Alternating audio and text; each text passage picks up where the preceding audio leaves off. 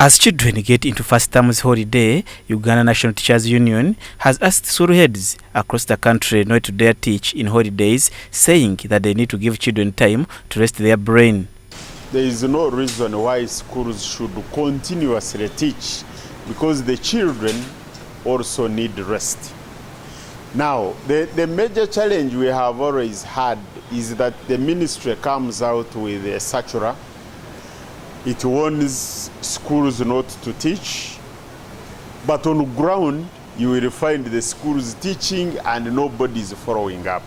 It is very good and healthy for children also to have time to rest. You see, the challenge we are having is that in Uganda, most people do things the way they want. That's why you see nursery children being picked at 4 a.m. They are in buses, omnibuses, sleeping, and they go to school and sleep. Philbert Baguma, the Secretary General UNATU, noted that the government should not stop on warning schools, but should enforce what it directed.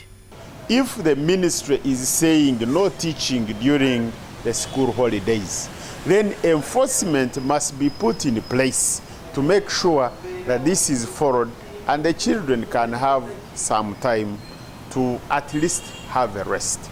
The government, through the Ministry of Education and Sports, also issued guidelines on boarding schools, which attracted a comment from UNATU. The guidelines have been released, but they are not the first set of guidelines. We have been having guidelines. The major challenge has been the enforcement. First of all, most schools are owned by politicians. The ministers have got schools. The members of parliament have got schools. LC5 chairpersons have got schools. Councillors have got schools. Now, when the guidelines are released, they are meant to save the lives of the Ugandan children. And they are in good faith. But the challenge is how to enforce them. He believes that the guidelines on boarding schools to work, the government, through Ministry of Education and Sports, need to put more efforts in enforcement team. You are going to go as a ministry official, you go to a minister's school. Now, how do you close this school?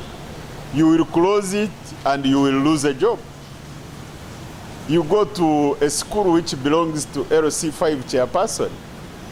You will close it at 8 a.m. By 10, it will be operational and you will have nothing to do. And they will tell you it is order from above. And therefore, we all need to have it in mind that what is needed is to make sure that we enforce these guidelines for the good of the children. Where the guidelines are too strict and may not be enforceable, then there is need for a discussion. For example, if you say don't keep food for 1 month, it becomes practically difficult to enforce. Because when you are buying in bulk, you pay a reduced price. Julius Momuza, Church of Uganda Family TV, News at 8.